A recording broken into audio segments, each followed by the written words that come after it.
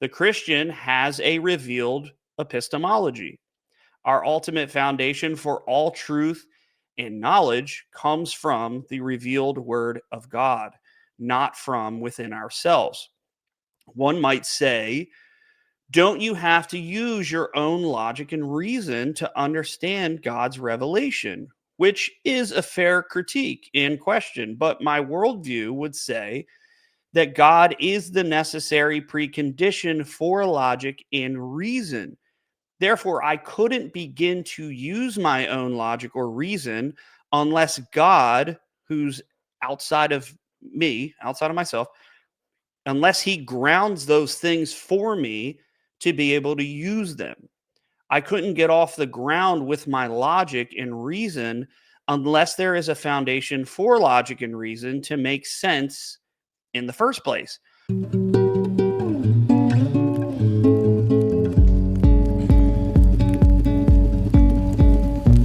Trust in the Lord with all your heart and do not lean on your own understanding. This is Campfire Apologetics. I'm Mark Hudson, and today we're talking about reason. What is reason? Well, if I were to give maybe a quick definition or summation of what that is in my own studies, I would say that reason is the proper use of logic, knowledge, and morality to understand reality. It's the God-given ability to think, infer, and make judgments about the world around us. And in philosophy, there are three main areas of study that help us explore this idea or this process, and they are metaphysics, ethics, and epistemology.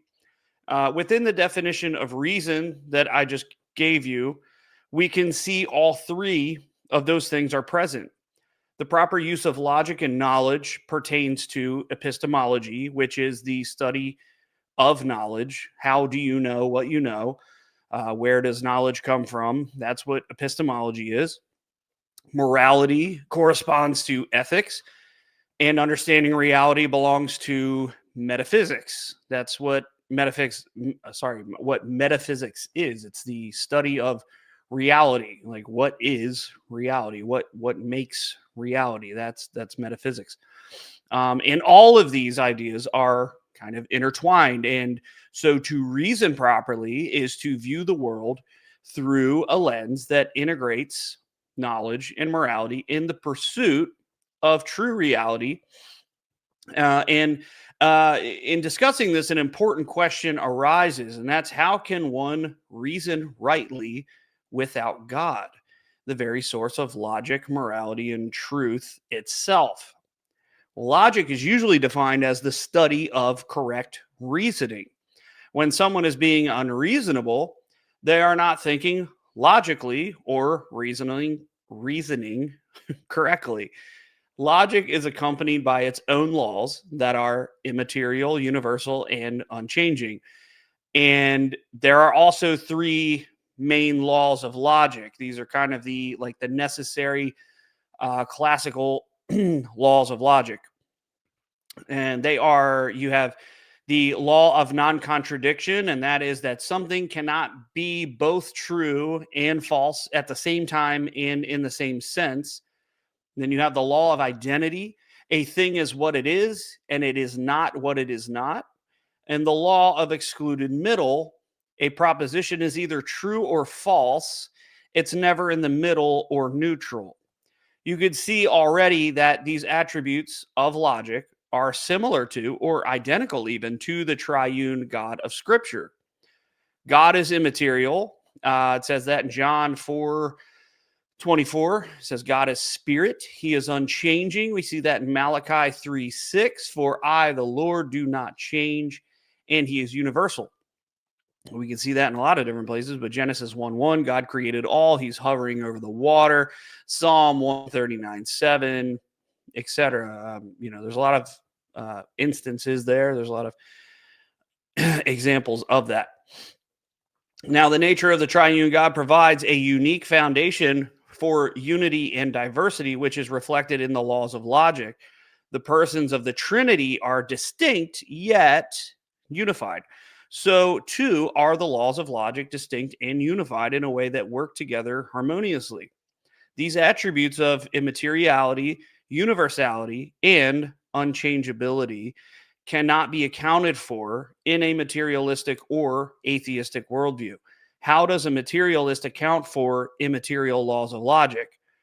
How does an unbeliever account for them being universal and unchanging without appealing to God, who is also immaterial, universal, and unchanging? How would um, an irrational process produce rationality? Now, it almost seems like there is some kind of conceptual circularity in the relationship between logic and reason. Reason depends on logic, and logic depends on reason. It's kind of confusing in a way, but how does that work exactly? Now, what I think it is that it comes down to the kind of relationship that they have with one another. Reason is your ability to think and use your cognitive faculties, which is the actual mental power to think, infer, to make judgments. But logic is more or less how this is done. It's how the process of reasoning is guided. Maybe an analogy, yeah, I think analogies help anyway, but grammar and speech are closely closely related. Grammar studies how proper speech works, but speech must exist for grammar to study it. And yet they are not the same thing. Reason is kind of the driver, and logic is the roadmap. Um, so that's kind of how they work together. So, why is it important to understand these concepts and to break them down? Well, one, all of these concepts presuppose the existence of God. That's not to say that these things are used as evidence to say that God exists, but that these things could not exist without God. That is what is meant when we say that the transcendental argument is an argument from the impossibility of the contrary. That means to use logic and reason assumes God's existence. This is one of the ways in which we all know that God exists, but we are suppressing the truth in unrighteousness, as Romans 1:18 says. And I quote that verse all of the time. And I think it's clear why, because I think that we can easily see that people do suppress the truth. And God's word says that's what they do. So are we going to believe what God says about their human, fallen, sinful nature, or are we going to believe what man says about his own nature? I think it would make sense to believe the one who made man and understands man better than man understands man. Now, these ideas and concepts, I think, will help us engage unbelievers in thinking through faulty thinking or reasoning, even in their own worldview. One example that I can think of that I've seen quite a few times that exposes faulty thinking is when you ask the non believer how they know their senses are actually reliable. Now, typically, this is something that has a little more power when you're speaking to somebody like an empiricist. Now, an empiricist is someone who believes that truth is discovered through our sense experience and scientific experimentation through empirical data, basically.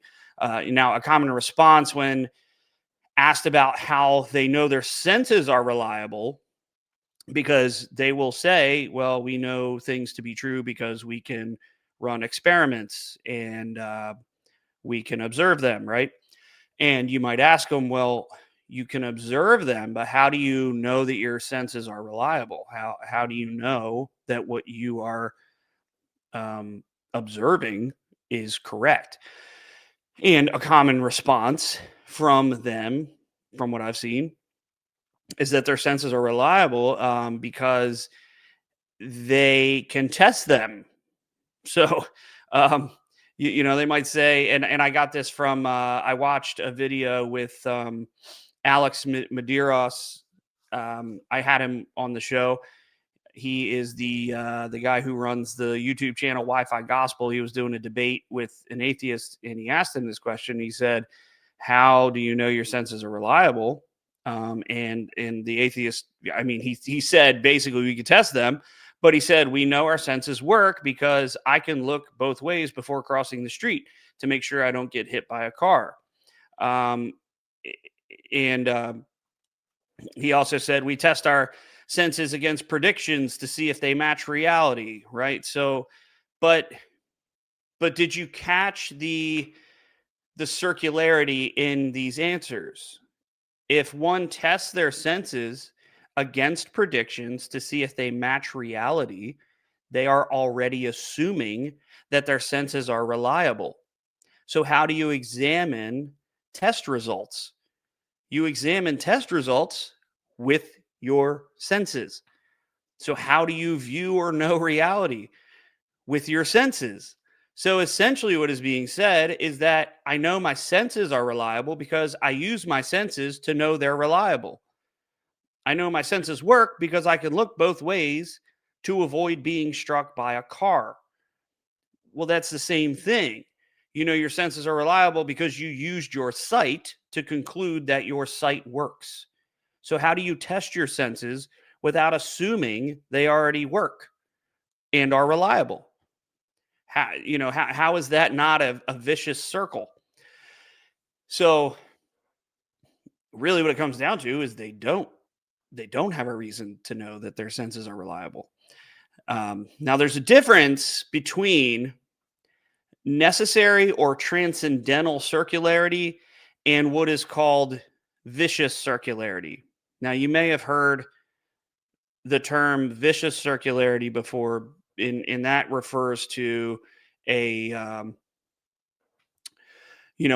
logical problem in thinking. That's a fallacy, to reason in a vicious circle.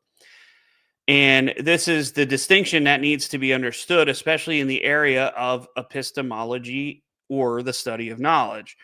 The examples that I just gave, that I just went over in reference to empiricism, were examples of vicious circularity. Empiricism, again, the epistemology or study of knowledge that concludes that knowledge and truth can be known through our sense perception, but you can't know your senses are reliable unless you use your senses to determine whether or not they are reliable. This creates the vicious circle that assumes what it sets out to prove. Their ultimate standard of truth and knowledge as an empiricist is from within the self, which means ultimately that nothing can ever really truly be known. But that's absurd, so it should be disregarded as a reliable epistemological stance. You can't even say you can't know anything without knowing that you don't know, right? Like, uh, I had a conversation with a guy, and we kind of got into this idea of how do you know? How do you know what you know? And he essentially got to the point where he said, the only thing that I know is that I don't know. And so I said, well, do you know that? Because if you don't know anything and you can't know how you know, then how do you know that you don't know? It's kind of confusing after a while. You're just saying no and don't know like a million times, and it just runs into this absurd hole of reasoning. And we know that we know things. So, and and I'll get into it a bit, but we know that we know things because there is an all-knowing God who has revealed to us things that we can know. So, now to say that you can't know anything is another error in reasoning, known as a self-defeating statement. Now, there's probably some kind of fancy, um, name for the fallacy, but I just call it a self-defeating statement. It's something that kind of commits suicide on itself, and it assumes knowledge to deny it, to deny knowledge. It assumes that it knows something to say that it doesn't know something. Essentially, that's what I was kind of just getting at. But Now, oftentimes the Christian, more specifically the presuppositionalist, like myself. Now, if you're looking for other channels that deal with presuppositional thought, there's a lot of really good stuff out there. Eli Ayala, he runs the Revealed Apologetics. He has a website, he has a podcast, he has a YouTube channel. He's got a lot of really cool stuff, and he started working recently with Apologia Radio, the Apologia guys, and he's been doing a lot of speaking engagements, and he has some debates coming up, so I'm looking forward to those. But you have guys like that. You have Apologia, Jeff Durbin and James White and all those guys. You have Dr. Jason Lyle, who I just had on the show. Just released an episode today, actually. Today's Tuesday, and I'm recording a new one. But I just released a show with him.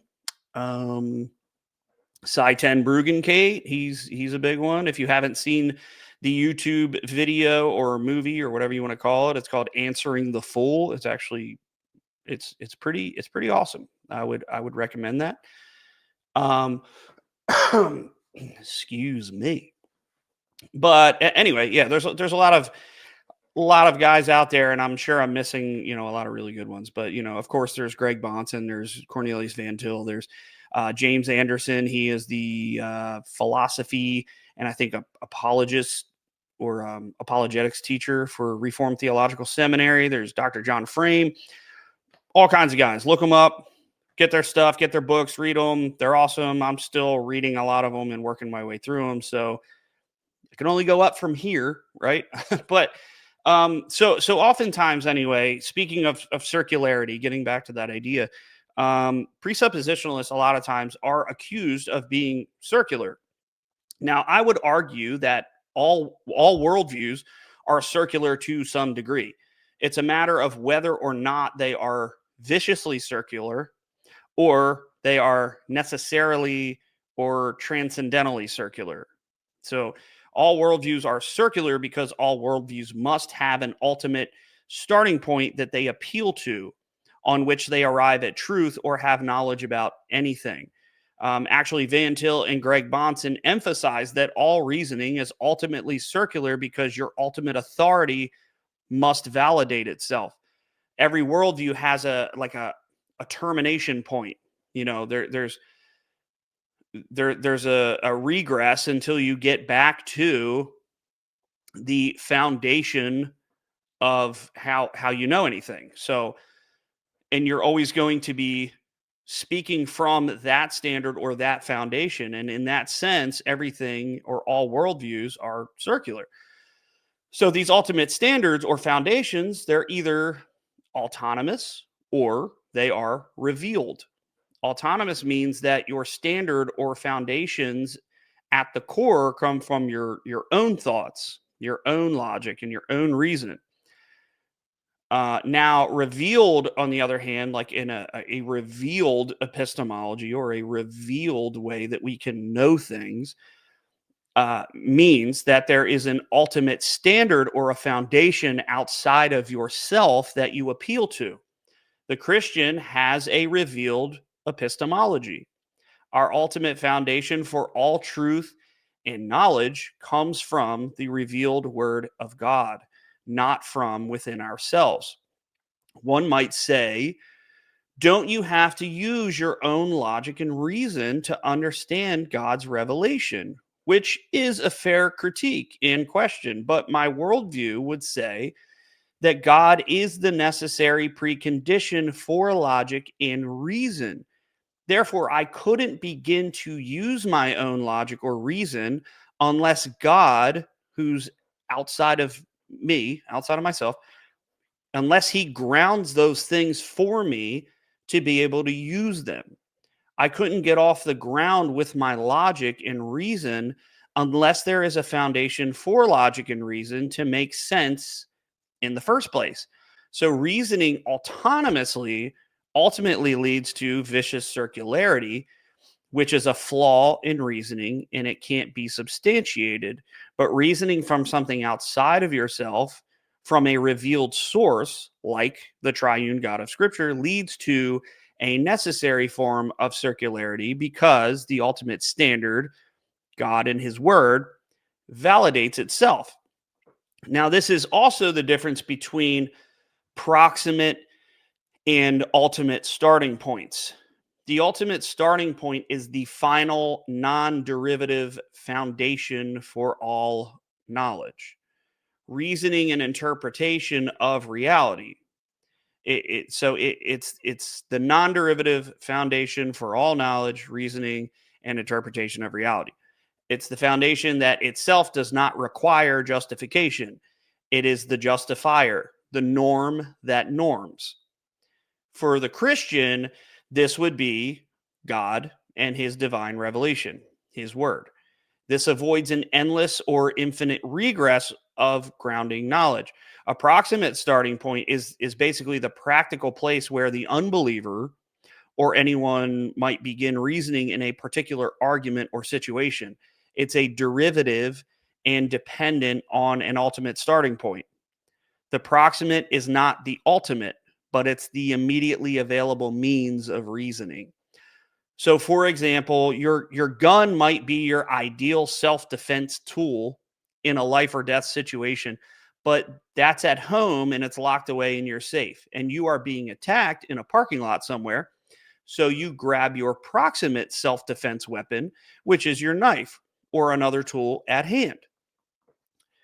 Now, if you're out and about, don't leave your gun home locked in a safe, unless you live in a crazy state that has really stupid gun laws. Anyway, uh, that's a side note. But the point is that everyone uses proximate starting points, but the unbeliever's proximate starting point, they're not grounded in anything ultimate, at least not in a consistent way. So they might claim an ultimate starting point like human reasoning, basically starting with themselves, empirical evidence, only believing what is observed and experienced, or pragmatism, which is basically saying, well, it just works. It worked for me. Or relativism, which is the idea that truth is what we make it. Everybody has their own truth. These are all proximate starting points disguised as ultimate because each one of these depends on deeper assumptions that they cannot ground or justify without borrowing from the Christian worldview. So only the Christian has a consistent ultimate starting point that actually grounds the proximate starting points. I hope you guys are following this because this does kind of get into the weeds of some deep philosophical thought. And trust me when I say that there are some books and papers and things that I've tried to read that are just way above my head when it comes to philosophy. But the more you get into this stuff and the more you study it, the more it starts to come together and make sense. Um, I mean, I remember when I first heard the word epistemology, or I first heard the word like proximate starting point, or whatever, any of those things. And at first, I'm like, I don't know what they're talking about. I can't wrap my head around that. There's these ideas are very deep. They're very, I mean, they're hard to understand. But if you keep pushing and you keep reading these things, and maybe even supplement with finding videos online. I mean, again, guys like Eli Ayala and Dr. Jason Lyle, they helped me to really wrap my head around these ideas and really understand these things. They break them down. Um, Probably, I mean, well, yeah, I would say probably in a better way than that I do. Um, but the point I'm making is that the more I read these ideas, the more that I watched videos pertaining to these ideas, the more it started to click and the more it started to make sense to me. So don't feel frustrated if I'm talking and you're just like, I have no idea what you're saying. Like you're that I think that's totally normal. These aren't things that most people think about. These aren't topics that most people are talking about.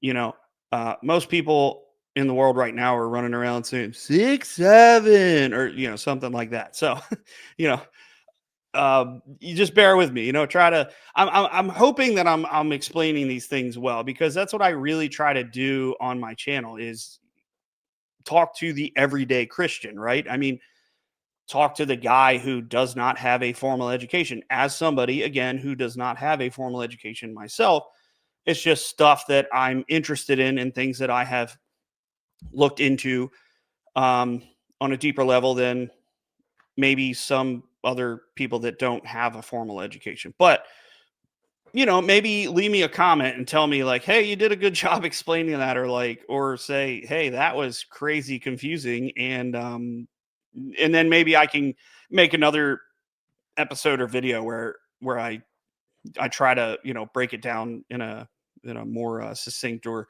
easier to understand way. Um, but anyway, we can see these types of things in action when we talk about this is a good example, I think, anyway, and it's one of my favorite things to talk about, is that when we talk to somebody about grounding morality, the unbeliever, they oftentimes they will say, I don't need a God to be moral. I can be moral without believing in God, right? In the Christian, they might say the question is not whether you can be moral or not. The question is, on what basis is anything truly right or wrong? Now, a lot of the times they'll give you something like this. They'll say, well, society determines what is right or wrong. We all agree on those moral values. We have this like social contract type thing, right? And so then you just press them. You say, okay, so morality is just a social convention, right? You ask them that. Is morality a social convention? Now, the unbeliever, a lot of the times, in my experience anyway, they say yes. It's what helps humans thrive and survive, right? So you can see that the unbeliever is using a proximate starting point, right? Their own experience, social agreement or consensus, etc. This type of thinking, this type of starting point, it could not lead to something like Nazism or chattel slavery actually being wrong, because society agreed that those things were good and for the flourishing of their societies. It's also assuming the laws of logic in communication. So, from this line of thinking, genocide or slavery could be good things because they help certain people groups or societies thrive. So, would that then make them right or moral? Of course, the unbeliever will say no, they won't agree to that. This is what we mean when we say that their worldview is inconsistent. They might just say those things are just wrong. But the question is why? Why are they wrong? Because they go against an arbitrary definition of human well being, or because they actually violate a transcendent moral law that applies to everyone, everywhere? Which is it? This kind of answer is also just saying that morality is just a brute fact. Like, we just know that what's right and wrong. Um, they'll say that with things like laws of mathematics. We just know the laws of mathematics. We don't have to justify them. We just know them. They're brute facts, which that's completely arbitrary. If you believe or agree to something without justification, you're being arbitrary. That's what that means. It's just a brute fact. Okay, well, then if that's just a brute fact and you don't have to justify it, then so is the existence of the Christian God. It's just a brute fact. He just exists, and that's how it is. Deal with it. Now, that's the problem with brute fact arguments. They have no grounding, there's no foundation or justification. They just are. But anyone can say that anything just is. Anybody can say that about anything. That would clearly lead to absurdity. The unbeliever wouldn't accept a Christian saying that God just exists, and the Christian should also not accept when the unbeliever claims arbitrary brute facts. So if you're going to claim arbitrary brute facts, well, then I think it's okay and right for the Christian to be arbitrary as well and just say, well, then God just exists.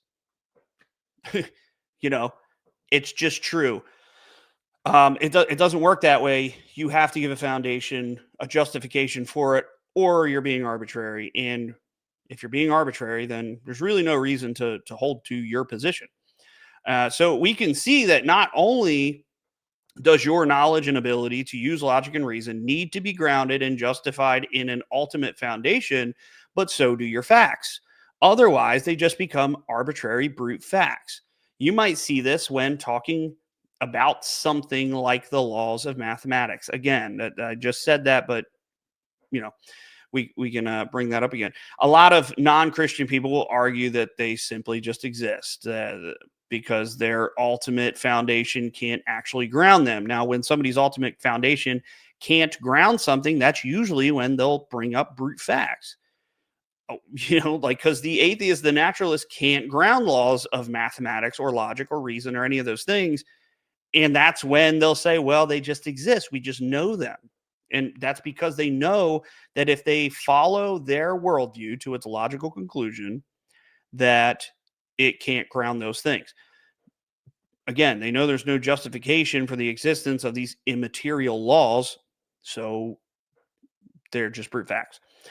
Um, and again, the Christian, if you hear that, just really drive that home. Okay, then God just exists. But the Christian actually has a grounding for immaterial laws. We believe in a spiritual world that encompasses both the physical and non physical, the material and immaterial. Immaterial laws aren't a problem for the Christian. We aren't the ones claiming that all that exists is the physical or material world. An all knowing God who exists as a trinity grounds laws that are immaterial, universal, and unchanging because God himself is immaterial, universal, and unchanging, the creator of all things, material and immaterial. He upholds the universe and everything in it, including the material and immaterial. Now, speaking of the Trinity grounding laws that are immaterial, universal, and unchanging, this also naturally kind of leads to the philosophical problem of the one and the many. Now, I don't have time to get into that issue on this episode. It's just something I want to bring up as a maybe a segue of saying, like, I plan on doing an episode on the one and the many at some point. But it just seems like a natural time to bring it up and mention that again. I plan on talking about that at some point in the future. Um, and basically how the ontological trinity addresses and solves that philosophical paradox or conundrum or problem. I guess it's a very popular problem in philosophy. You can look it up. The problem of the one and the many. But again, I plan on getting into that in a later date, a later episode. So as you're listening to this, that just felt like a good time to bring that up. I don't know when I'll do that, but it's something that I plan on doing. I have it in the back of my mind. So if that's something you're interested in, keep an eye out for that. But um, anyway, we've covered a lot. We've talked about a lot, and I've probably said a lot of the same things rapid fire, and it has probably caused confusion, or at least I hope it hasn't. But these kinds of conversations naturally do that at times. And so if you need to go back and listen multiple times, I know I've had to do that with plenty of videos or even reading books. I've had to go back and read the same chapter over and over and over again, or the same paragraph or whatever, because they're just so in depth. And, again, my mind does not compare to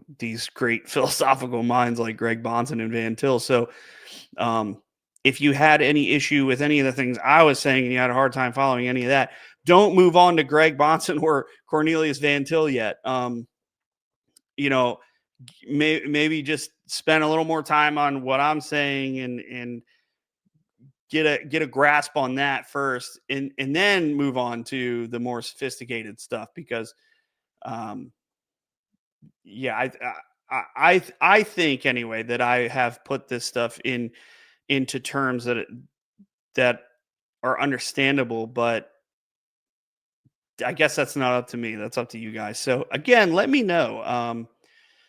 Let me know in the comments if if the way that I articulated these ideas and explained them was good or understandable, because that's what I'm trying to do. That's my goal, is to take complicated concepts and try to make them not so complicated. Um, so anyway, as always, brothers and sisters, thank you so much. Thank you for watching, for listening, however it is that you consume this content. I really do appreciate your support. YouTube is a really hard platform to really grow on. So um, I'm not really focusing too much on YouTube. I mean, it would be nice to grow there, but I will say that on Spotify and Apple, I'm definitely gaining a bit of traction there. So that's good. That's promising. But really, whatever God has in store, whatever He has planned for me in this ministry, I don't know. I don't, maybe it's to just continue doing what I'm doing, or maybe it's to try to branch out and get involved with maybe some other people, or do some speaking engagements or something like that. I don't know, but something I'll be praying about, and we'll see where the Lord leads me. But you spreading the podcast or spreading the YouTube channel will definitely help. So if you have friends that are into these types of things, or you have, I don't know, atheist friends or coworkers or whatever, maybe they would be interested in this type of thing. I mean, I made this channel really more geared toward Christians, but more for educational purposes.